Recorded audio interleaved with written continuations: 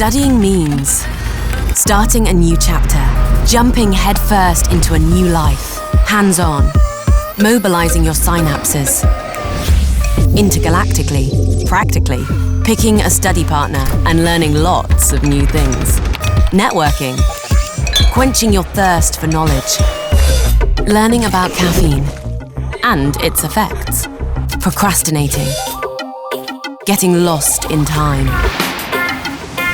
But studying also means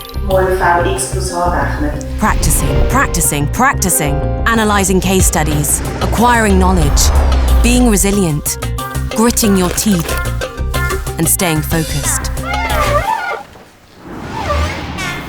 Studying may be confusing, exasperating. Sometimes you're back to square one. So, exhale, take a deep breath, and carry on. Step by step, get back into your stride. Push your limits. And hello world, studying is what you make of it.